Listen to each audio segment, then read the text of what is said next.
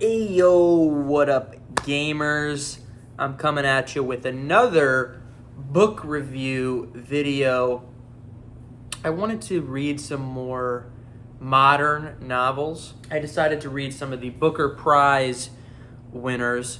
I've got all the Booker Prize winners from the past 4 or 5 years or so. The Booker Prize is like a British award where they give an award to the best book of the year. The only qualifications are it has to be written in English and has to have a version that is published in the UK. There's not that many kind of book awards. There's not really like an equivalent of the Oscars or Emmys or something for books, really. The Booker Prize, I feel like, is probably the most prestigious one, at least that gives an award for the best book of the year. There's a lot of awards that are very specific to only one genre, like a fantasy award. There's the National Book Award as well, but that only can be given to someone who's a US citizen, so there's a lot of people that wouldn't be considered for that. So I just decided to read some of these Booker Prize winners. First one we're starting off with here is Shuggie, Bain. I've decided to try out a new format this time around. Usually I read like 4 or 5 books in a row and then review them all at the end. But for this, I'm gonna review them immediately after I finish them so that the book is more fresh in my mind. I think that will help me give a more in-depth review of the books. And today, we're starting with Shuggie, Bain. I just finished this today. I have kind of mixed feelings on the book. The book takes place in Scotland, and I actually thought that the book was Scottish for a while I was reading it.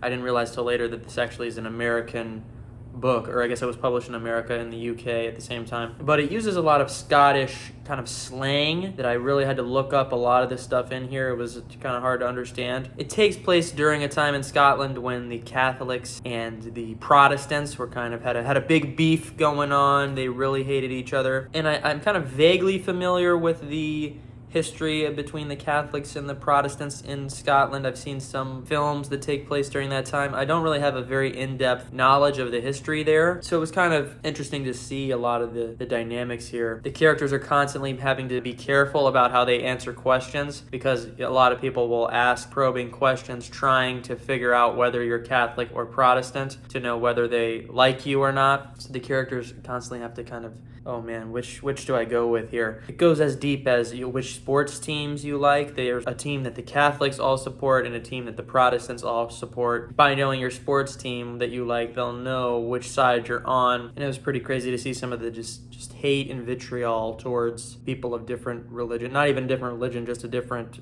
sect of the same religion, Christianity. They really kind of dehumanize the other side and justify doing pretty abhorrent things to them. The book is titled Shuggie, Bain after the name of the main character. He's a child of a alcoholic woman, Agnes, and this also very toxic rapist man named Shug, who he's named after. And we really get to see how fucked up their situation is at home. Very dysfunctional family. The book kind of illustrates the cycle of abuse where Shug, the main man, is very horrible to Agnes and kind of sends her down this spiral of alcoholism and treating her kids horribly and that kind of thing. Shug rapes her very early on in this book. There's a very disturbing chapter, the second chapter of the book, probably one of the most gruesome rape scenes I've ever seen in any book or movie or anything. He really just treats Agnes like shit. They move to a neighborhood. Agnes thinks they're moving to, start a new life and start again,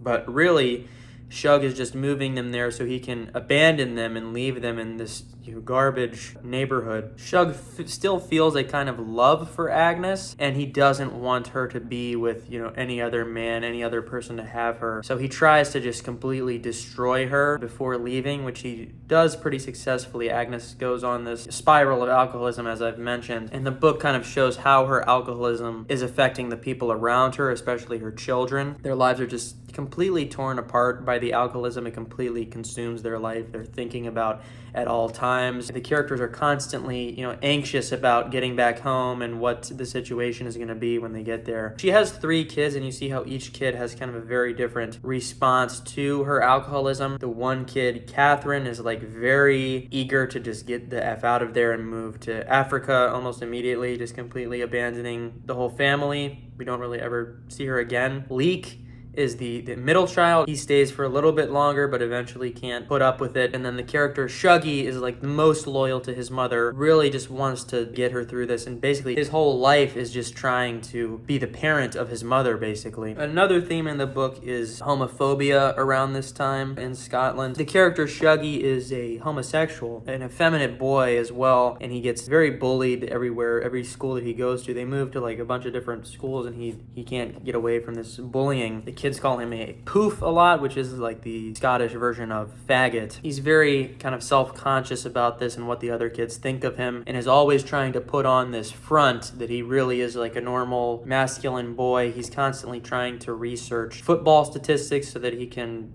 have that as a talking point so people think he's normal and watches football. He practices like trying to walk like in a non-effeminate way. He really tries to put on this front so that people don't bully him, but he can't really escape it. There's an interesting chapter where he gets caught like doing some effeminate dance moves or something, and his mother's like, you have to ignore what people think of you. If you are living so much to please other people, you're not being yourself. You're not going to be able to ever be happy. The character Shuggie also gets molested a few times in the book by a kid his own age, and then later an adult. And you see how that kind of takes a mental toll on him as well. He kind of tries to put that in the back of his mind and not think about it. This child's life is essentially just perpetual misery for the entirety of the book. Another thing I liked about the book is they show with alcoholism how quickly things can shift. You can be getting sober and everything's looking good, and it can just snap like that and go back to what it was. And there's a period where she actually is going to Alcoholics Anonymous and she's getting better. She's not drinking for like a year. She has a job. She's getting a boyfriend that she's seeing. This guy she's seeing just kind of is annoyed by the fact that she doesn't drink. He thinks it's kind of weird. He wants her to just be normal. He's like, you can just have a few drinks, just casually, and it's fine. He pressures her into drinking and she snaps back into alcoholism. Like that. Just shows how there are constant pressures making you want to drink, even the people closest to you that you care about the most. The character Eugene that pressured her to drink is a very nice guy. He really cares about Agnes. He feels guilty that he kind of got her back into the drink, but even he can only put up with it for so long and has to leave her. Overall, I'd say the book is a okay read. I think it drags on for a little bit too long, in my opinion, where we're just kind of seeing the same shit over and over, like, oh wow, Agnes is being really horrible, she's very drunk. Just get a lot of chapters that seem kind of the same shit over and over, as well as a few plot threads that I feel like didn't really need to even be in the book. There's a lot of stuff where at the end I'm like, that didn't even really relate much at all to the main plot thread of the book. Just a lot of different kind of side quests and stuff that happens that really isn't really related to the main themes or story or whatever. I feel like this book could be shortened to like half the size of it. It's like 400 something pages, but overall it's a decent read. Moving on,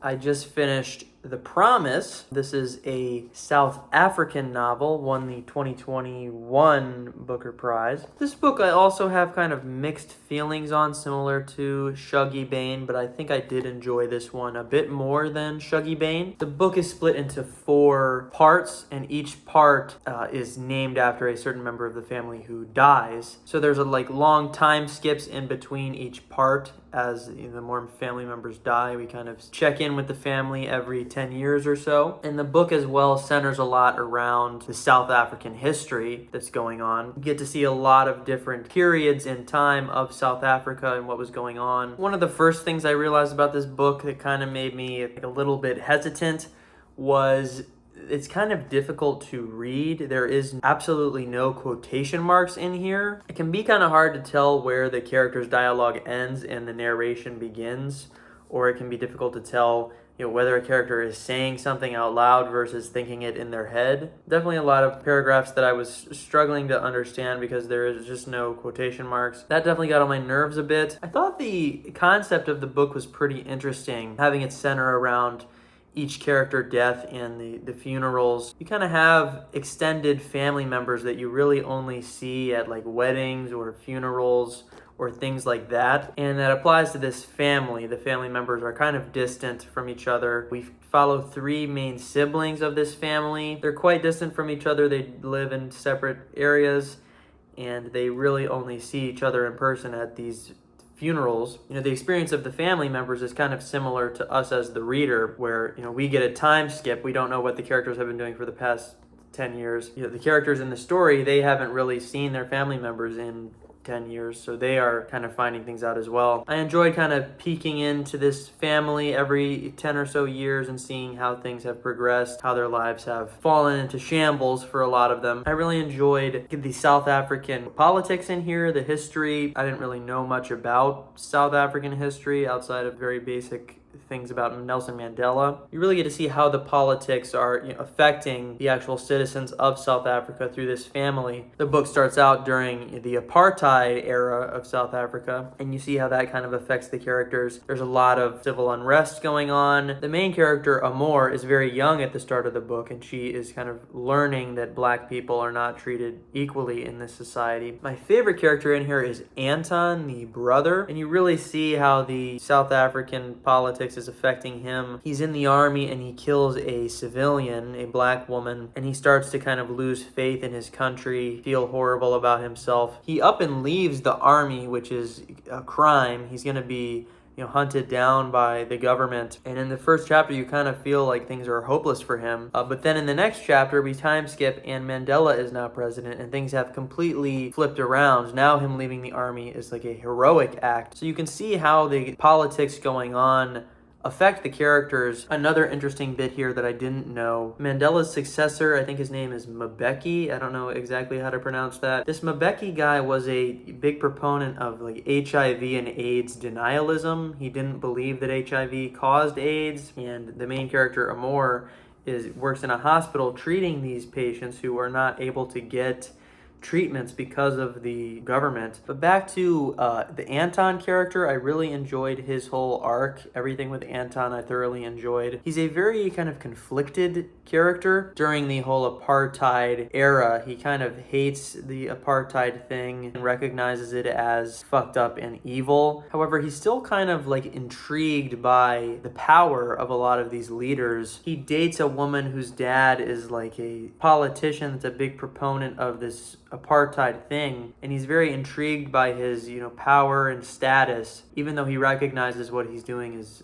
fucked up. I thought that was a pretty interesting dilemma. He recognizes that racism is wrong, but he doesn't really care to do anything about it or stand up against it, really. Another thing about this book that definitely makes it stand out is the narration is kind of abnormal. It's almost like an ADHD type of narration where we are constantly jumping to different things. We'll be following the character Amor, and she walks by a church, and then she looks over and sees a homeless man near the church, and now we are now following the homeless man for the next like 10 pages, and then the homeless man will pass a dog, and now we're following what these dogs are doing for the next 10 pages, and then the dog will find a pigeon, and now we're following this dead pigeon and what it's doing. It's like, well, there's a few moments where we kind of are like snaking around, following so many different things. Thought it was kind of an interesting way to do storytelling, but I felt like a lot of it wasn't really consequential at all to the story and could have been cut out. Specifically the homeless guy, he like is schizophrenic and sees demons around everybody. I didn't really think he added much to the story, to be honest. There's kind of some weird mystical stuff that goes on, especially in the beginning of the book. The main character, Amor, seems to use some sort of like telekinesis ability to make a tortoiseshell float in the air.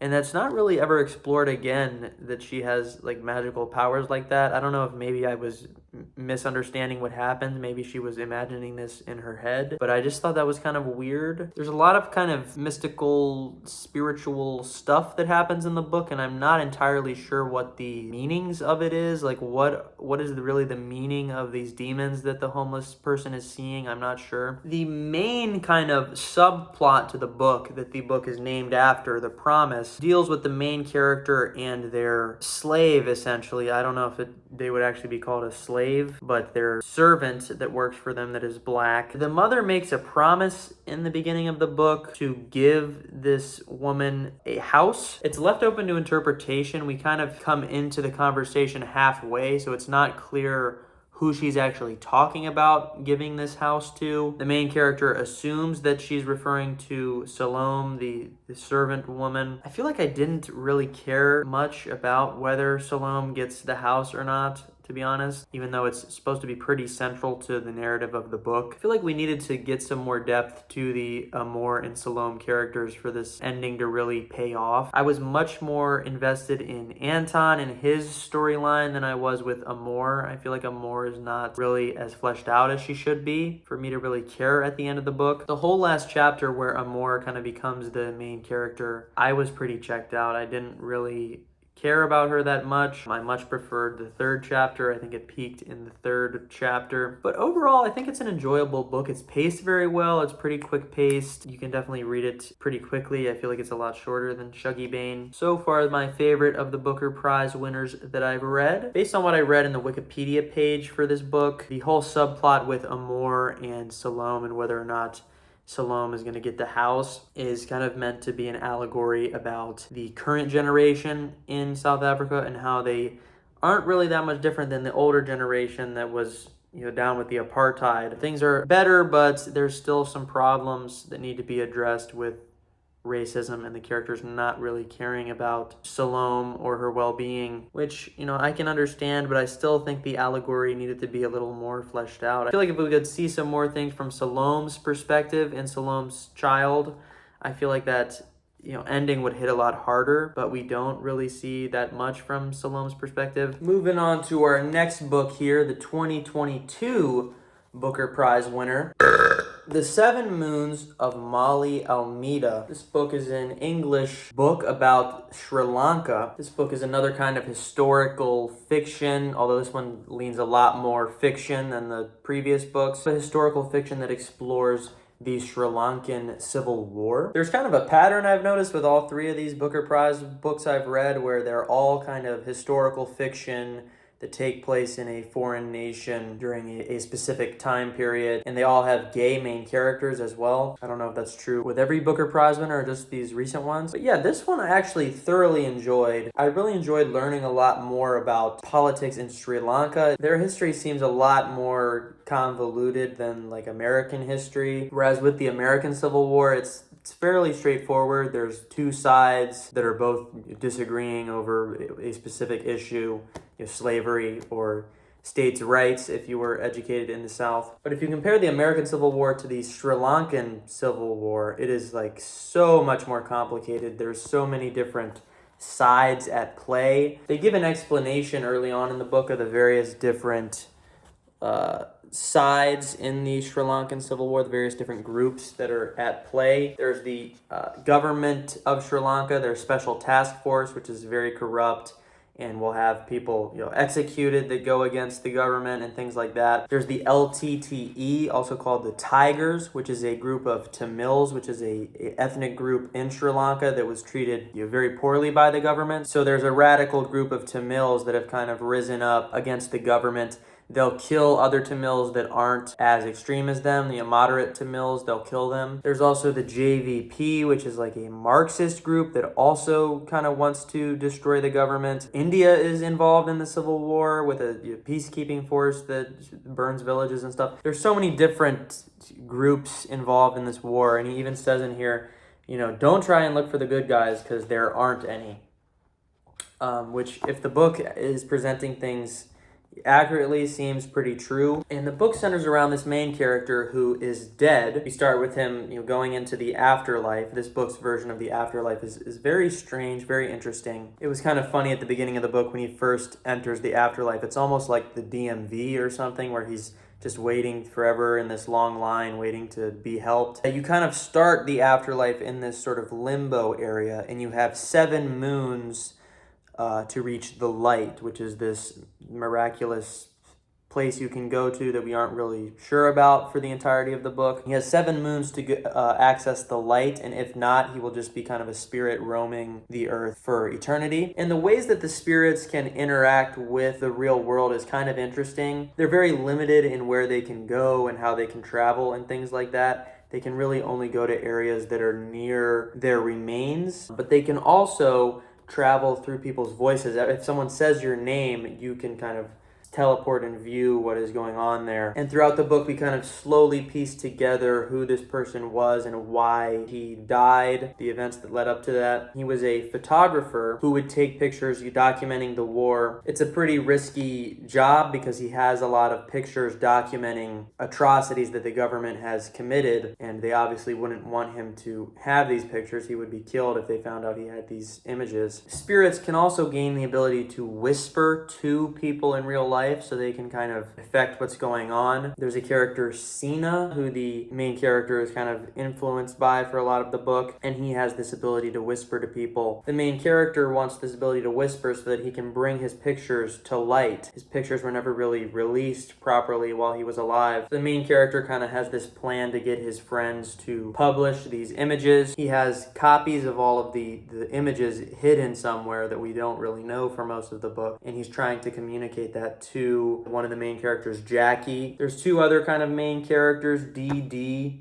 who is the main character's gay lover, secret gay lover, and then Jackie, who is the main character's, girlfriend, but not really, kind of just his pretend girlfriend. And he's trying to communicate to them where these photos are and how they can publish them. I don't want to get too much into spoiler territory and stuff, but I really did enjoy the narrative of this story. The way that the character kind of teleports around to different conversations depending on who's saying his name lets us kind of flesh out a lot of different characters and kind of understand a lot of different characters' motives and things like that. There are these two police officers that kind of help dispose of Maali Almeida's body in the beginning of the book, and one of the officers is kind of more subservient to the government, and the other officer is kind of questioning what he's doing. He feels really guilty, and seeing his arc throughout the book was pretty interesting. There's also a character, driver Maali, who also has a very interesting character arc. You see how the people in the afterlife are manipulating this driver Maali character to do their deeds. Yeah, just a very great novel. Upon doing some research into this book, I realized there's actually an earlier version that was published in India or something. But they didn't really want to publish it in the West because they thought it would be too confusing for Western audiences to understand the Sri Lankan politics. So this is actually a version that was made to be more friendly to Western audiences, which is kind of funny to me because even with this version, I still had to constantly be looking a lot of stuff up to be following along. So you definitely learn a lot about Sri Lanka and different characters and figures that are important to its history through the book, and I thoroughly enjoyed it. The ending is good. Everything about the book is pretty masterful. I would highly recommend this one. The characters are all interesting. Yeah, I love this book. And moving on to our next Booker Prize winner. As of recording this is the most recent winner of the Booker Prize. I may put off releasing this video until the next Booker Prize is announced, so I can include that in the video as well. But as of today, this is the most recent Booker Prize winner, Prophet Song by Paul Lynch. Paul Lynch is this little emo guy right here. He kind of looks like Chris Angel is what his look reminds me of. But yeah, this book is basically like kind of a modern day 1984 type book, a dystopia where the government becomes, totalitarian. But what's kind of interesting about this one, as opposed to something like 1984 or many other dystopian novels, is that it actually takes place during the time period where the government is taking over. With something like 1984 or Fahrenheit 451 or Brave New World, these books all take place in a time period where a totalitarian state has already long been established. We don't really get to see how the kind of government rose to power, but here we do kind of get to see that. I have a similar criticism of this book as I did with The Promise, is that they, for some reason, don't use quotations at all. This again makes it kind of confusing to read, to know, where the quotation is ending and where the narration is beginning. Also, during all dialogue, periods are not used. They use commas, which results in some pretty crazy run-on sentences that are like multiple pages long of just one sentence, which was pretty annoying to read. The paragraphs are also insanely long. The paragraphs are like 10 to 20 pages long with no paragraph break. Yeah, just the formatting kind of bugged me with this. I think it was an intentional stylistic choice, but I really didn't think it was the right one. I think it just makes the book more annoying to read. I didn't really like the author's style really either.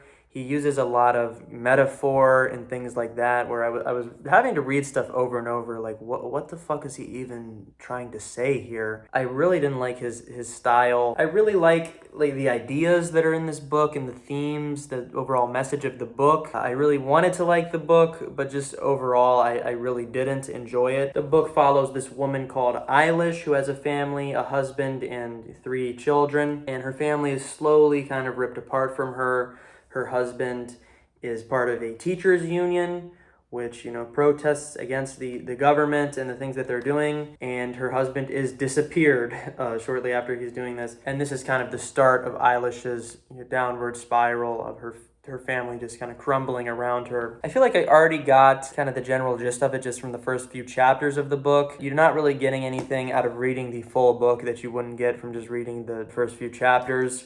It's pretty predictable. I'm struggling really to find anything of note to really say about this book. It's very kind of generic by the books. I think what I most enjoyed about this book is the Eilish character, seeing her slowly break as a character. In the beginning of the book, she's very, resistant to the government, and she's encouraging her husband to go protest and going to protest herself and things like that. And over the course of the book, as the government kind of just beats her over the head over and over again, she slowly starts to break and, starts to stay silent, doesn't want her kids protesting or anything like that. She loses her will to even stay in the country. You kind of see how people can really just get beat down in these, totalitarian governments where everyone thinks, oh, I would be the one out there protesting and standing up against Hitler if I was alive during the Nazi Germany or whatever. But you can kind of see in this book, people have things that they care about and want to protect, their family, most importantly. If Eilish wants her family to survive, she kind of just has to fall in line, either do nothing or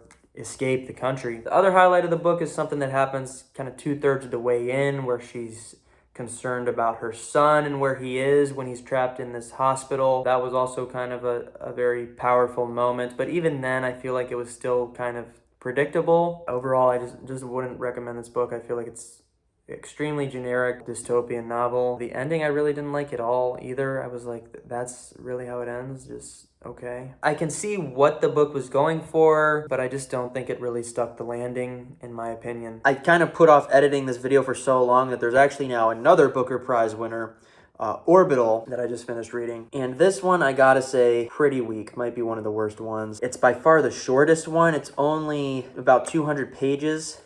And as you can see, there's like barely any text on each page. And it's about some astronauts in the International Space Station. There's, some astronauts from America, Europe, and Japan. And then there's 2 Russian astronauts, cosmonauts. Not a big fan of this one. I feel the book is too short to really have you connect with the characters. I was forgetting which character is which even, because we don't really get to know much about them. I think the most interesting stuff in this book is learning about what the experience is like for astronauts on the International Space Station. You kind of see how they lose sense of time, and it kind of fucks with their heads. They have to make an effort to keep track of time, because obviously, the day-night cycles are all fucked up because they're constantly going around and around.